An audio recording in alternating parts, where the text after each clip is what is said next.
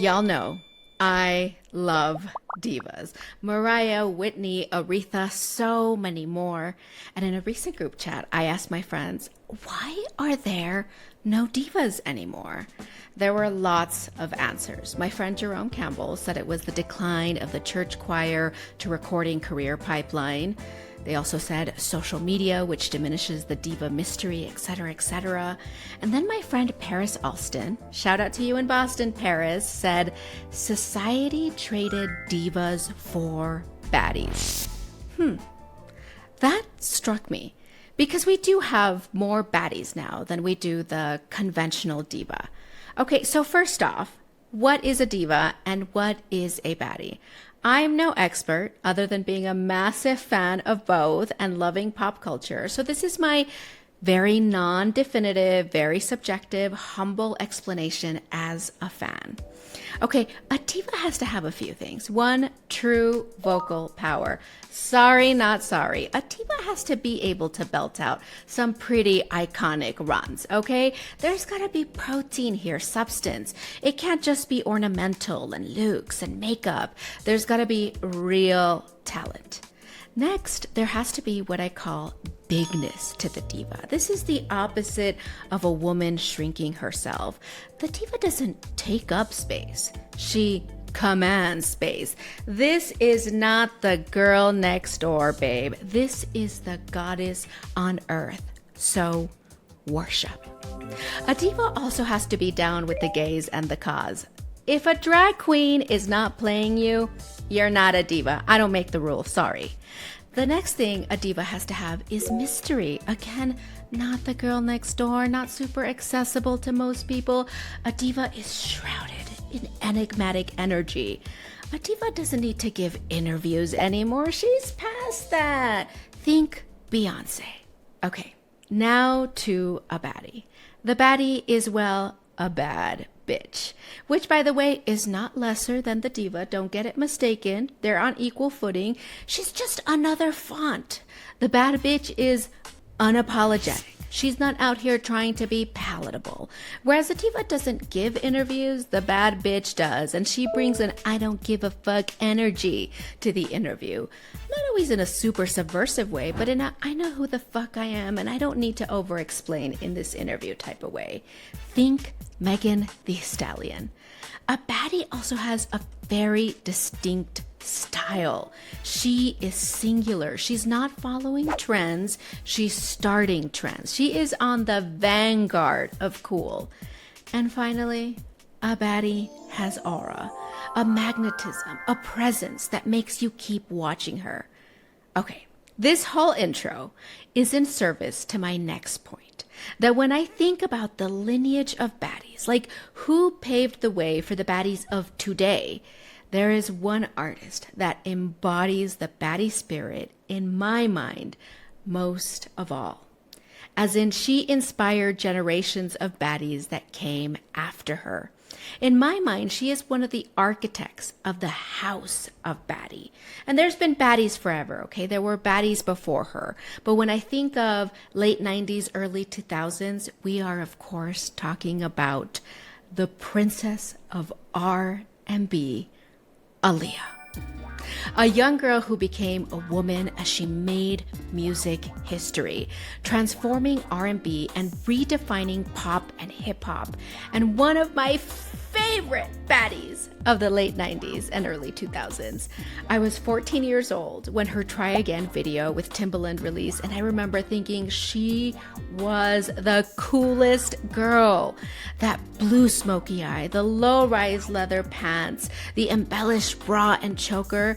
I liked how there was like a sharpness to her, you know? Like there wasn't like a soft, super girly look to her, a la say her pop contemporary of the time, like Britney Spears. Y'all are going to find out later in the season that I love my girl Britney, and I'm still pissed at the people who wronged her. But Britney's style was very, conventionally feminine, whereas Aaliyah carried her femininity with more edge, more attitude, a fresher style. I dress in my baggy clothes every day. Some would call it a remix of a tomboy aesthetic. I could see that. But mostly I see a young woman who was self-assured, an independent thinker. So today, let me make a case for you. Why Aaliyah is the inspiration for the modern baddie era. I'm Maria Garcia, and this is Muy Excited, the show where we explore cultural moments of the past and present. Today, the meaning of Aaliyah's baddie vibe.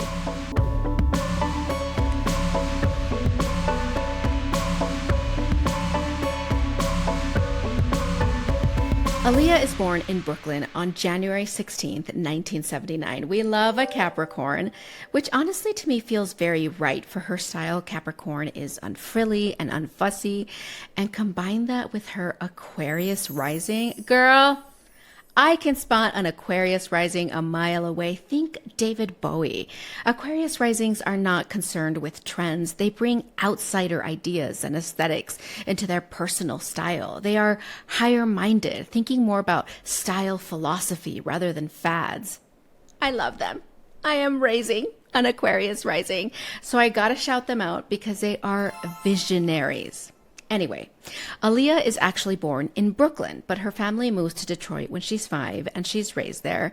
And man, Detroit people claim her heart. And I don't blame them. Shit. If Aaliyah was raised in my hometown, I would not shut up about it. With its Motown legacy, Detroit in the 80s and early 90s, when Aaliyah is growing up there, is a strong cultural beacon of Black culture and affluence. And Aaliyah grows up in a home with parents who love the music and the arts. My parents, they grew up loving the people of the classic movies, your Sammy Davis Jr.'s, all those people, Fred Astaire, and those kind of artists that could do it all. You had to be able to do it all, and that's how I was trained. Aaliyah's name is the feminine form of the Arabic Ali, which means the most exalted one, and she grows up with the sense that she should live up to that name. Her mother enrolls her in voice lessons, she sings in a church choir and weddings and local community events. Now, Aaliyah's uncle, Barry Hankerson, is an entertainment lawyer who married Gladys Knight. And Gladys Knight invites child Aaliyah to perform on stage with her. Taught me a lot. She taught me how to work stage, how to captivate an audience and, put emotion into a song and to not be shook by being on stage. And guess who sees her at one of these Gladys Knight concerts? One of our most favorite Geminis ever, Tupac Shakur. He's in the audience with record producer Suge Knight, and the two are shook at Aaliyah's vibe. The legend goes that they wanted to sign her right away. But Aaliyah eventually signs with her uncle Barry's label, Blackground Records, which does a distribution deal with Jive Records, the same label that would go on to sign our girl Britney Spears and acts like NSYNC. And Aaliyah's uncle introduces her to R. Kelly. I know, babes, getting through the visceral reaction after hearing his name. Anyway, R. Kelly becomes heavily involved in writing and producing her debut album, Age Ain't Nothing But a Number, which Aaliyah begins working on at the age of 14. The record releases in 1994 and goes double platinum when Aaliyah is 15. And she's touring. I just want to take a tour of my little dressing room. Here we go. This is the couch. And this makeup table. I really don't like this mess with it. I love that clip of her. Her single Back and Forth peaks at number 5 on the Billboard charts. And one important point here is that Aaliyah is singing in a lower, way more subdued and subtle register than divas like, say, Mariah Carey or Whitney Houston. There had been other singers, of course, who also sang in that lower register, like, say, Brandy. But Aaliyah's overnight success further proves she could climb the charts even when she didn't follow the diva vocal playbook. She isn't belting out these super complicated runs. Instead, her voice's power, and it is very powerful, is coming from its sheer presence, from its sleek, understated tone.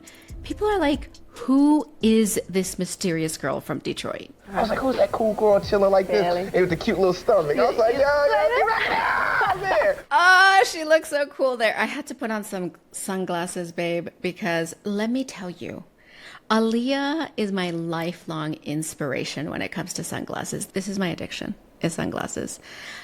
Favorite accessory, and every time I buy a new shade of glasses, literally I think to myself, would Aaliyah wear these? It's the barometer of style. To this day, main character sunglasses. And her style from this time, baggy pants, tight crop tops. And I want to point out, it's not just that she's so stylish, but it's her air, her presence. She carries herself with a lot of grace and self-confidence and self-assuredness. The Baddie blueprint.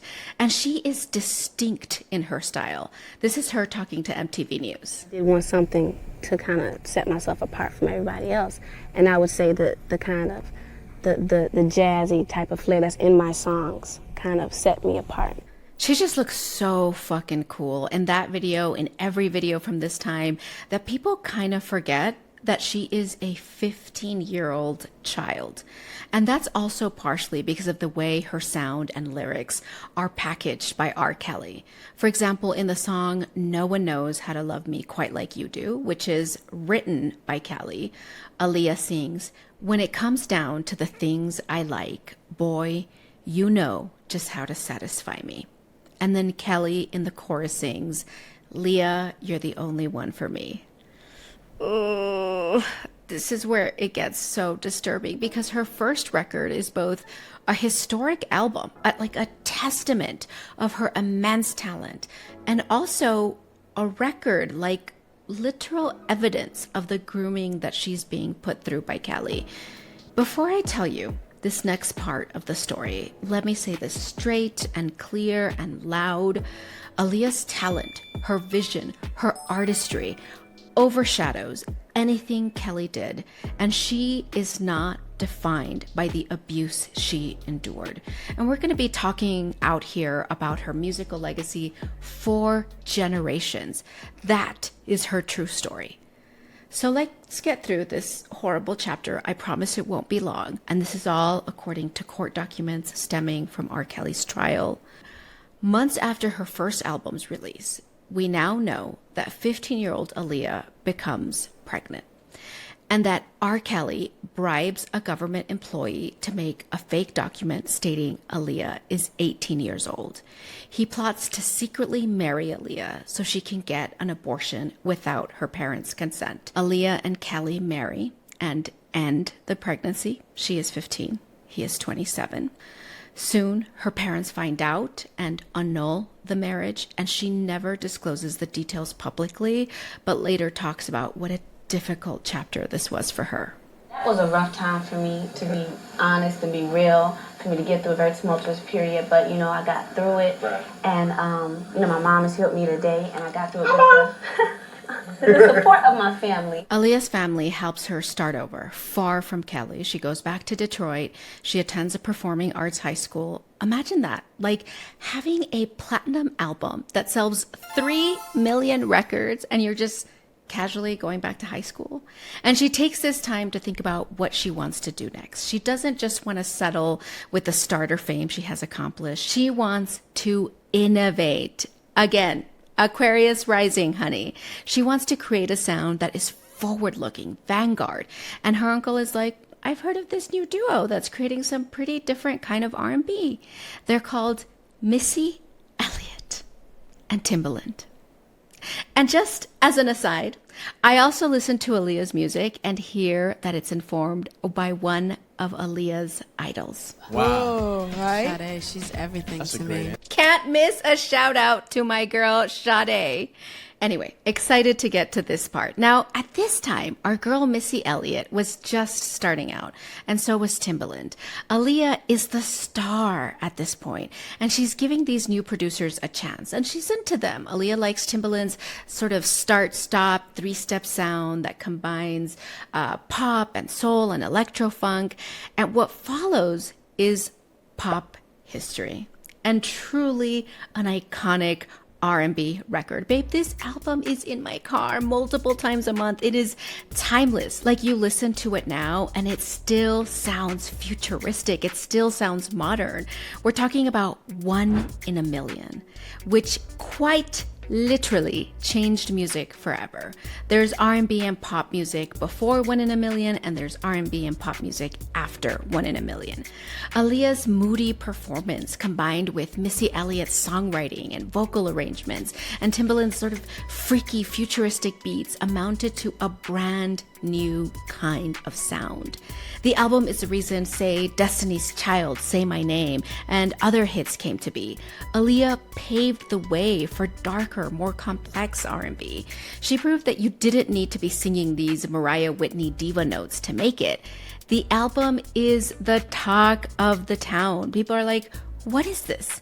And soon Aaliyah's phone starts blowing up. People want her to act, to tour, to be the entertainer she's always dreamed of. While Aaliyah, no big deal, is just changing the global pop landscape, she's also just a girl.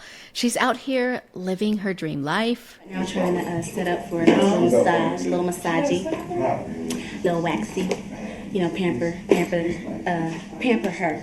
One of my favorite anecdotes about her is that one time she and her best friend, Kidada Jones, Quincy Jones's daughter, prank call Quincy, and Aaliyah pretends to be Christina Aguilera, asking Quincy to produce her next album, and Mr. Quincy Jones falls for it. Kidada apparently has to call her dad and tell him it's a joke. And by the way, Kidada also plays a key role in another major chapter in Aaliyah's legacy. Legend has it that it was Kidada who introduces Aaliyah to designer Tommy Hilfiger. Now, Aaliyah already wore Tommy, but not women's Tommy clothes because there was no such thing. Tommy Hilfiger, which, by the way, my producers and I, we've been going back and forth. I'm sorry, I can't pronounce this exactly the way it's supposed to. I say Tommy Hilfiger, but apparently it's Tommy Hilfiger. I'm trying, brave. I'm fighting for my life out here. Anyway, Aaliyah took Tommy clothes and then infuses it with her own brand of femininity, like Tommy's men's boxer briefs, really tight just below her belly button and under really baggy pants with a tight crop top on top. What am I telling you? This is Baddie energy, okay? Like, do you realize how revolutionary it was for her to wear Tommy the way she did? And she's very intentional about her look complementing her sound. Image goes hand in hand with your music, and that's how people identify you. They separate you knowing your music and knowing your style and your image. So Daddy Tommy Hilfiger takes note of her vision and signs her for a campaign in which she stars with Kidada.